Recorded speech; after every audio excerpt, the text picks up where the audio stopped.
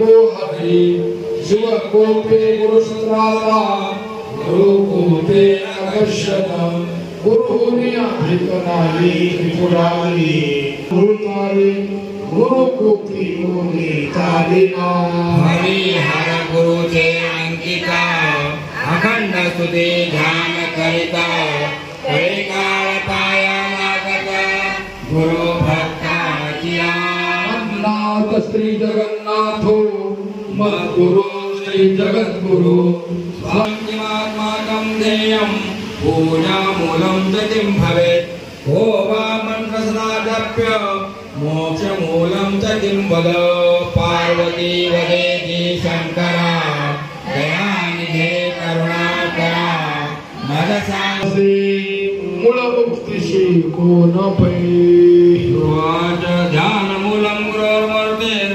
पूजामूलं गुरोर्पदं मन्त्रमूलं गुरोर्वाक्यं मोक्षमूलं गुरुकृपा शंकरमणि पार्वती प्रति ज्ञानासयोग्य गुरुमूर्ति कया चैतन्य सद्भावे पूजिते अन्य पूजा कासया ध्यान श्री गुरु चिंतनाए ध्यान मूल गुरु चरण भावे पूजा मूल गुरु चरण भावे अन पूजा निरंतर मंत्रासी मूल गुरु वाक्य गान ध्यान मंत्र निष्कारण दयासी कृपा करी पूर्ण तोची मुक्त दानवा गुरु मुक्ती नाही प्रदानी देवा माझी मीच ईश्वर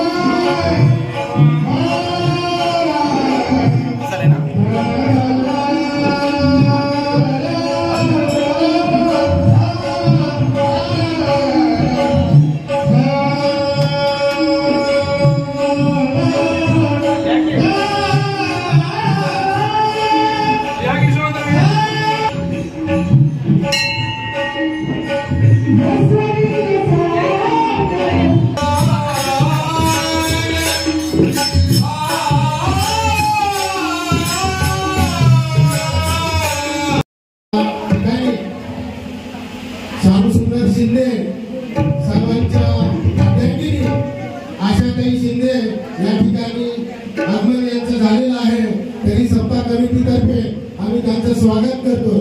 तसेच या ठिकाणी दत्तापुरे साहेब, गोविंद नांदेड साहेब, सूर्यकांत विश्वास, पंढरीनाथ गोगारे साहेब, विश्वासराव देशमुख, दारासोरकर साहेब, तसेच आणि भारतीय मॅडम साहेब, विनायक सगार,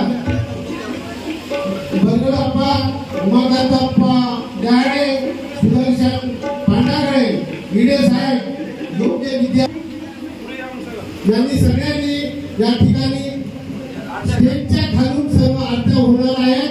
कृपया आरतीसाठी या ठिकाणी उपस्थित राहा ही सत्ता कमिटीची नम्रतेची विनंती आहे।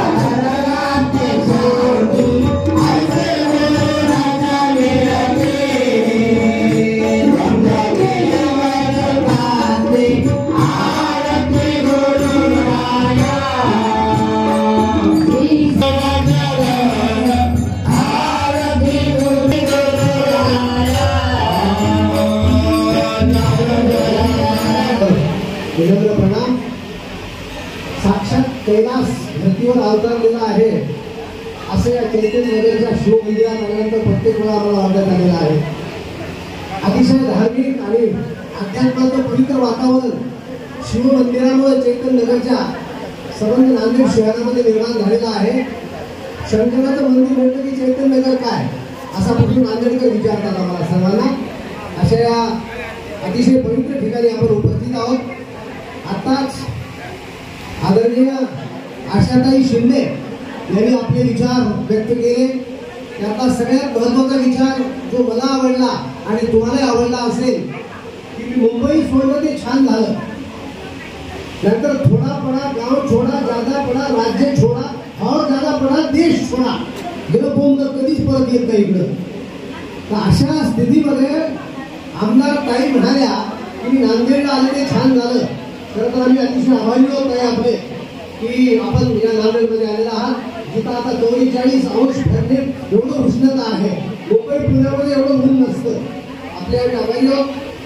या ट्रस्टचे सर्व आदरणीय किशोरजी स्वामी, माधवराव फडके साहेब, प्रभाकरराव उदगीरे साहेब, सर्व कार्यकारिणी, माननीय दत्तापुरे साहेब, या आजच्या आरतीमध्ये सहभागी झालेले सूर्यकांतराव विश्वासराव, पंढरीनाथ गोकाले, विश्वनाथराव देशमुख, सुनील शेट्टे, धारासुरकर, उदय कोरडेकर, भारती मॅडम, विनायकरावजी सगर, धरगड अप्पा, उमाकांत आपल्या 2 घंट्यापासून इथं बसलात. एक क्षण म्हणजे 1 सेकंद.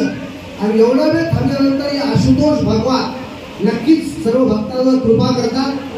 भगवान आम्ही सकाळी पहाटे 5 वाजता इथे योगाला येतो. 40-50 लोक पहाटेच 4-5 पासूनच दर्शनाची रांग लागते आणि त्यावेळेला आनंद वाटतो.